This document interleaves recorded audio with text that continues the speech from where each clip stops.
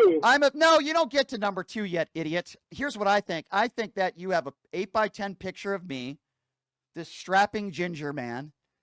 It's a poster in your, well, it'd be bigger than 8x10, a poster in your bedroom, and I think you yourself to me every night. What do you think about that, you bigot?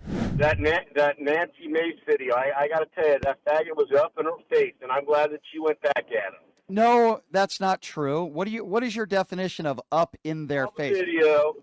I saw the video, okay. And that fag was right up. Wait. Okay, hold on a second. You can't, hold on. Don't hang up on him. You cannot say that slur on this show. I will not allow it. There will be no slurs on this show. You're using a homophobic slur. That will not happen. I do not tolerate homophobia. It will not happen. If you want to be an SOB, you can do it somewhere else. I will keep you on the phone. I'm not done talking yet. Okay, you slob. I'm not done talking yet. You said that he was up in her face. In the video, he is a good solid 10 to 15 feet away. So if somebody asks somebody a question from 10 to 15 feet away, you think that's up in their face? Go ahead, sir. Yeah, that gay guy turned around and was all right. Why do you care? Why do you care? How do you, first of all, how do you know he's gay? Because I'm protecting Nancy Mace. Okay, so. The guy looked like a gay guy. Look at him. Okay, so what? Okay, all right. All right, don't care. I don't care. Okay, hold on a second. Hold on a second. I'm potting you down. Hold on a second. First of all, unlike you, I don't care whether he's gay or not. We don't know. I don't care. Clearly you do. Sir, do you have a problem with people that are gay? Sounds like you do. Am I back on the air? Yes, you are. Yes, you are. Do you have a problem with people? You let me know. You're on. Do you have a problem? Do you have a problem? All right, stop playing the victim here.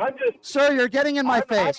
Sir. Nancy Mace. The guy got in her face. Sir, don't get in my face. He's gay because he looks like it. Who cares? Answer my question.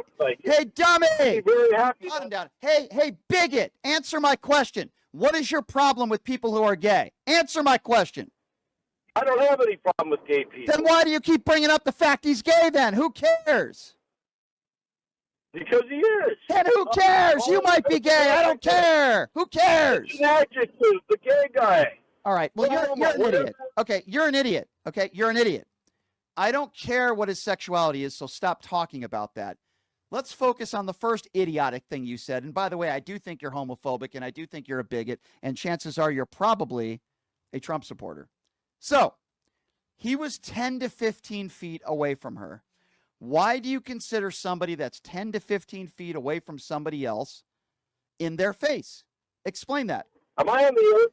Oh my God, you are beyond frustrating. Yes, you're on the air, Mr. Bigot. Go ahead.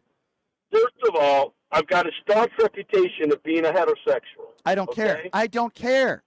I don't care. Well, you're the one that's just out there saying that maybe I'm gay. I'm just letting you know. Listen, no, you don't get to number 2 yet, idiot. Here's what I think. I think that you have a 8x10 picture of me, this strapping ginger man. It's a poster in your, well, it'd be bigger than 8x10, a poster in your bedroom, and I think you yourself to me every night. What do you think about that, you bigot? I wouldn't do that, but yes, I did vote for Trump. What a shocker. Oh, my God. Wait. Bill, breaking news. The guy calling into my show using homophobic slurs voted for Donald Trump.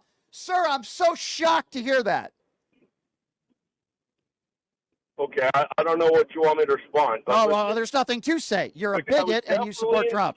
I was definitely about to possibly attack Nancy Mace. What are you talking about? He was there. What? And he's obviously, the way he dressed and the way he talked. Don't care. He looked gay, so I called him gay. Who cares? The way you dress and the way you talk tells me that you're probably an uneducated idiot, and that has nothing to do with your sexuality. You're a moron who voted for Donald Trump. Why don't you admit you're a bigot? Why don't you admit that you're homophobic? Why don't you admit that on this show right now? Right. I've been watching your show. You know that little hat you wear? Yeah.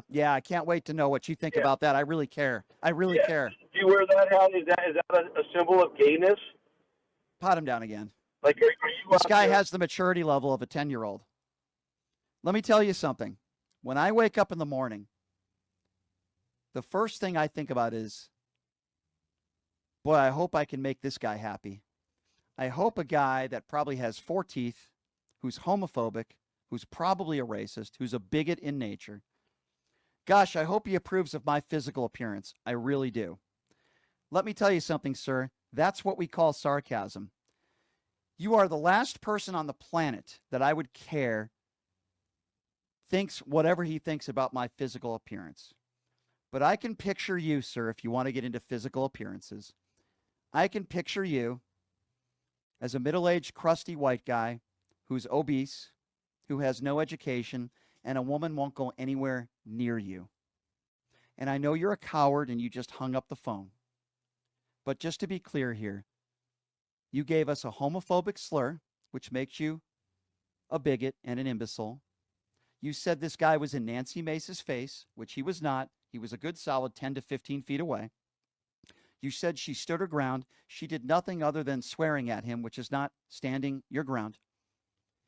And I am shocked to hear that you were a Donald Trump supporter because, boy, I didn't think that those homophobes and those bigots would support a guy like Donald Trump. I'm just shocked to hear that. So thank you for breaking the news with me. So go ahead and take your mushroom and go ahead and take your body, which I'm sure is very obese, and I'm sure a woman won't go anywhere near you, and have a very nice day, my friend. And thank you for proving once again my point that Donald Trump's base are a bunch of ill-informed and uneducated and middle-aged, crusty white people who are bigoted in nature.